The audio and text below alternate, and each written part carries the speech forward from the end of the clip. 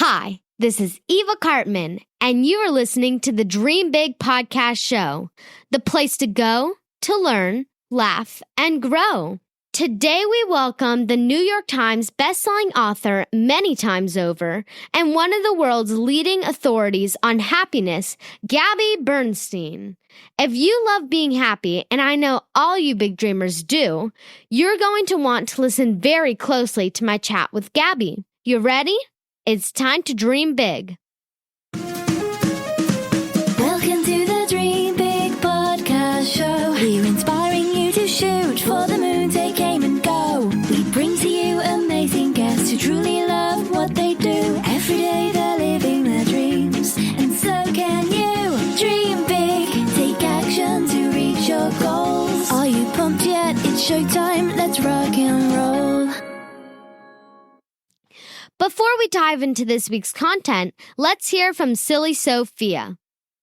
Where do young cows eat lunch? In the cafeteria. Why did the man run around his bed? He was trying to catch up on sleep. Thank you, Sophia. I am beyond excited to introduce you all to Gabby Bernstein.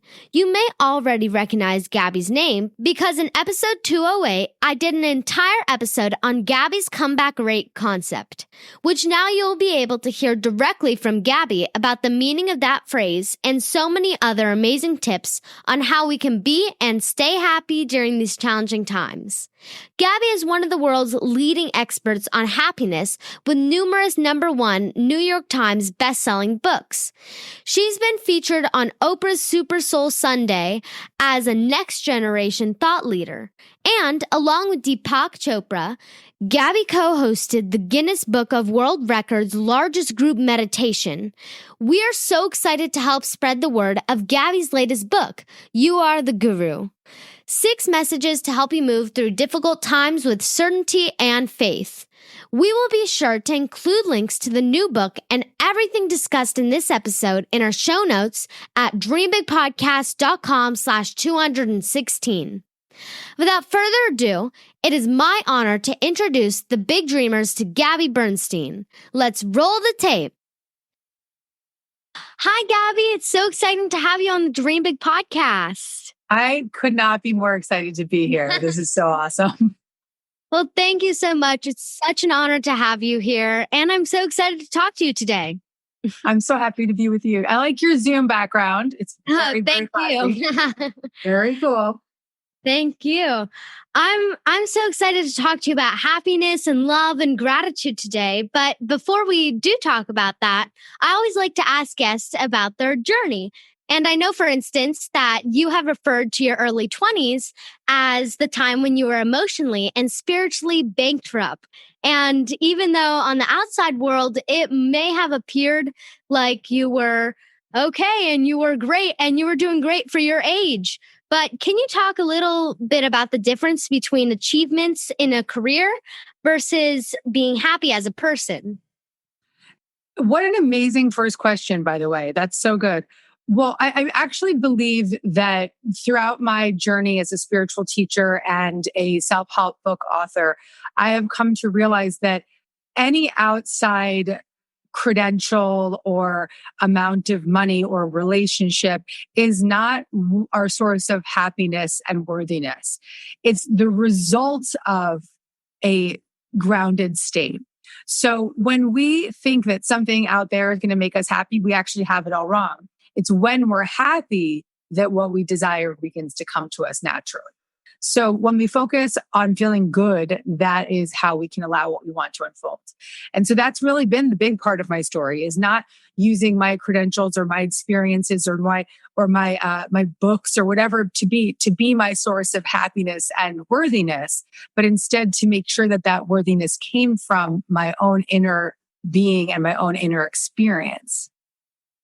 I think that it's important to separate those two concepts. Like Tony Robbins, he calls it the science of achievement versus the art of fulfillment.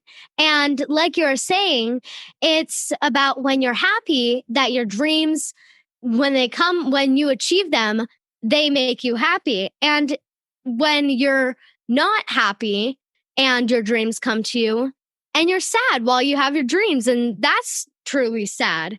So today, I can't wait to largely focus on how to be happy and fulfilled. So I'm really excited that we get to talk today and to share with all my big dreamers on how to be happy and how to reach the art of fulfillment. Let's do it, girlfriend. You're often referred to as a happiness guru. And one of the things I heard you say in a video is one of the keys to happiness is to stop judging, both judging yourself and judging others. And I think a lot of kids do this. For instance, right now, a lot of kids are starting school. And I know that people will start judging, you're judging people on the way they dress, the way they talk, the way they look. Can you share how this is not a good idea? Yeah. So judgment is something that I think, especially as a kid, can really get in the way of your happiness and your well-being and your friendships. Judgment is often one of the key reasons why we feel unsettled and in a state of unrest, because we often judge others because we don't want to deal with our own feelings. So we put on to somebody else what we don't want to feel within ourselves. But if we practice allowing ourselves to be present with our own feelings and breathe into our feelings and be present and honor our feelings, right? So like I'm watching Daniel Tiger with my son, and it's like, when you're feeling mad and you want to roar, take a deep breath and count to 4, right? So instead of holding that anger in or that frustration in, but just breathing into it and allowing yourself to be present in it, that's what will give you the release that you need so that you don't judge. We judge others for their clothes or for their attitude or for who they're hanging out with or whatever, because we don't want to feel something, because we're uncomfortable with ourselves. And so we put it onto somebody else. So the practice, I would say, to release judgment is to just feel your feelings, to be present with your feelings. If you give yourself 90 seconds to feel your feelings, they can change and you can be in a different attitude and it will take away the judgment. That's amazing. And of course, the oldest saying is, don't judge a book by its cover. And it's so true. You're cutting off so many opportunities by making assumptions and judgments about other people. And if you're open and curious and interested in people, then you're going to attract amazing friends. And if you're not curious and you're judging, then someone could have been your friend, but you missed out on the opportunity. Yeah, I absolutely love what you're saying, because curiosity is actually one of the keys to confidence. Because if you're feeling insecure, or you're feeling like you're not in part of the crowd or whatever it is, ask other people questions about themselves. Because really all people want to do is talk about themselves. All right. And so just ask people, well, what is it that you like? Or what did you do this summer? Or whatever may be some way of inquiring and being curious, because that gets you out of your own insecurities and into a dialogue and a conversation. And most importantly, a connection. And that connection really clears away the path. For sure. And in one of your speeches on Oprah's Super Soul Talks, you share an important phrase: obstacles are detours in the right direction. And I was hoping you could talk about this concept for a little bit, because I think a lot of us, especially kids right now, are dealing with obstacles that we could have never predicted. With COVID, school last year was abruptly canceled and people were unable to celebrate graduation or go to summer camps. So for students who are feeling really overwhelmed by these changes, what would you say, and how can it be viewed as a detour in the right direction? Excellent question. I really think, Eva, that it's the power of our thoughts is what will get us through this time. So when we see all the things that have been unfolding in front of us and all that's been taken away from us, and graduation and not being in school and not seeing your friends and not having the comfort level that you've always had, and we go down the road of being upset and being upset and being upset, we create more negativity around us. Whereas if we start to just gently guide our thoughts to something better, just reaching for something a little bit better, we can actually proactively change our entire experience of COVID and what's happening around us. So an example of reaching for something better and just going to the next best thought could be, okay, well, this is the first time that the world is going through the same thing. We're all in something together. We're not alone in this, right? Or we could say, I have had an opportunity to get closer to my parents, or I've had an opportunity to get a pet, whatever it may have been. Maybe you got a dog or whoever it is, right? Or I now know how much I appreciate my friendships, that I never would have appreciated them before. So just looking at the silver lining, as we say, or just looking at what we can be grateful for in these moments will get us out of the negative spiral and really help us to be more energetically upbeat at this time. I agree. And I mean, I was really bummed out at the beginning of summer because we had plans to go to Siberia to visit my grandparents. And I was planning to go for 2 weeks to a summer camp that I have gone to for the past 2 years and I really loved. But a couple days ago, I was actually telling my parents how this turned out to be the best summer yet, in my opinion, because I actually instead got to go visit my grandparents in Nevada that I don't get to see a lot. We went on a boat trip and an RV trip, and me and my family went and explored the local area, going on bike rides and hikes. And I got 2 new ducks. So who knows what the summer brought everyone. But in a way, as you said, there's a silver lining to everything. So good for you. Good for you, Yeah. Eva. Good on you. Good for you. It's beautiful perspective. Well, thank you so much. And I really think that for some people, even though they view it as the worst summer, it could have actually been a good summer after all. So the next question I want to talk about is a concept of yours that I actually love so much. I already published an entire solo episode about it, but I wanted to have our big dreamers hear it from you directly today. And that's the idea of a comeback rate. So you're known as the happiness guru. And when people ask you if you're always happy, because people assume that you must be happy all the time. What is your response, and why is a comeback rate so important?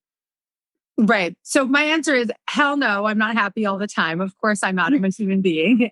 But I don't focus on being happy all the time. I focus on how quickly I can come back to feeling better.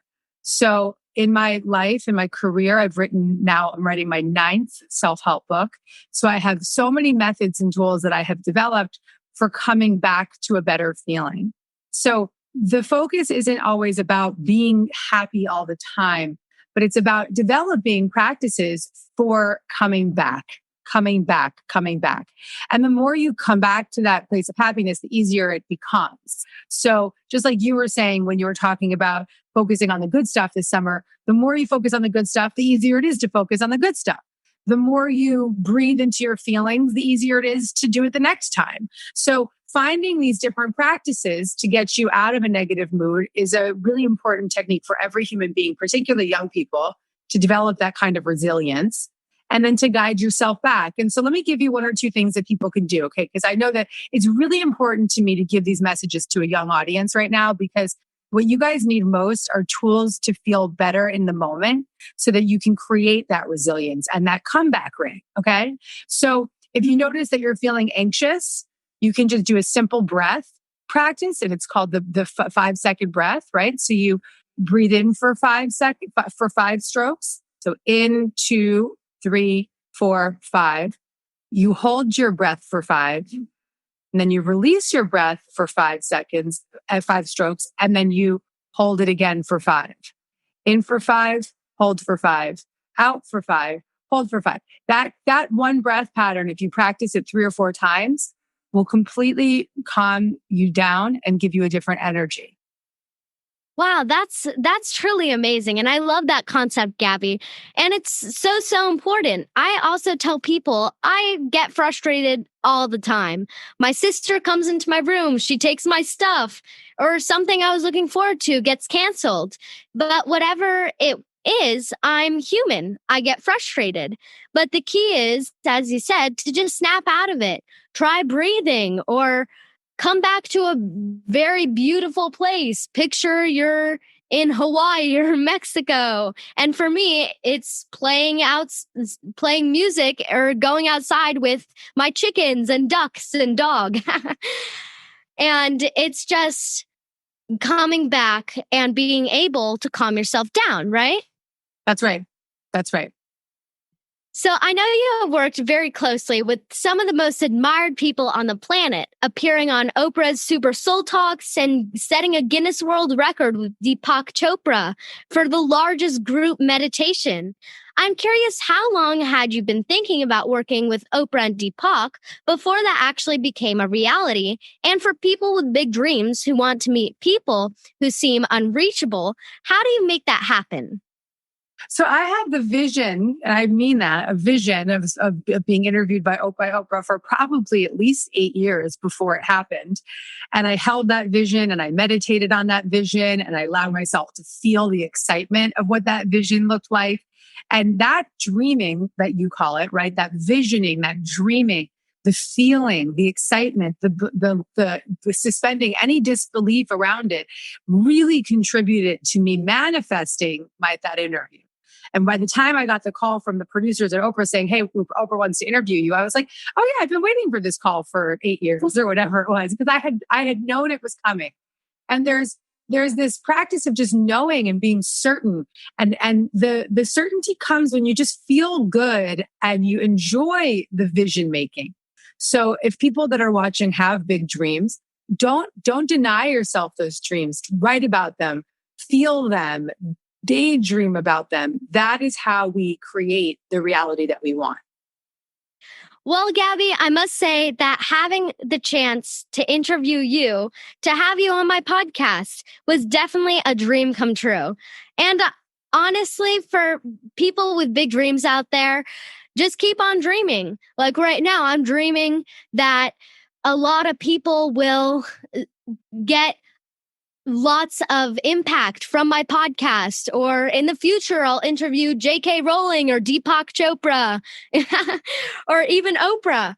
But I can tell all the big dreamers listening that it's possible to talk to and interact with incredible people just like Gabby if you believe you can do it and if you take action towards that goal. I think we can make that Deepak Chopra interview happen for you, baby. Well, Gabby, I have a couple final questions before our interview ends. And this is kind of like a speed round. So I'll ask a question and we just keep on going through. Oh, girl. So if you go back in time and talk to your 11-year-old self, what would be the best advice? I would tell her, you are safe. You have already made many of your dreams a reality, but if you look at yourself today, what's your big dream for the future? My big dream for the future is to help far more people than I've had the privilege of being already able to help.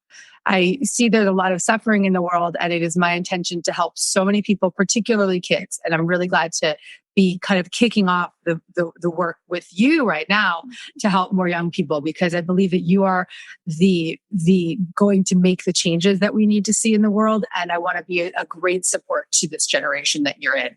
So helping a lot more people is my big dream. That's amazing, Gabby. And for our final question, where can our audience find out more about you? Well, all of my work is at my website, gabbybernstein.com, but I'm also at Gabby Bernstein on social media. And those are the best places to find me. That's amazing. You heard it, big dreamers. Go check out Gabby Bernstein. Well, thank you so much, Gabby, for coming on the podcast. It's truly been an honor to have you here. Thank you. I'm so proud of you, Eva. You're so cool. Thank you. Bye. Bye. Now you can see why Gabby has emerged as one of the top experts on happiness and spirituality. She's simply incredible, and it was such an honor to introduce Gabby to all of you. Please talk to your parents and consider supporting Gabby's new book, You Are the Guru, 6 Messages to Help You Move Through Difficult Times with Certainty and Faith. Did you love this interview? If so, please consider leaving a review on iTunes. We do read all of your reviews, and it helps us stay high in the iTunes rankings so we can reach more and more big dreamers. You can leave the review at dreambigpodcast.com/iTunes. As always, thank you so much for tuning in. This is Evakarpman reminding you that you have unlimited potential. Your dreams are not optional, you need to make them essential. So take massive action to turn those big dreams into reality. Live with passion, the way life is meant to be. I'll see you next episode. Bye!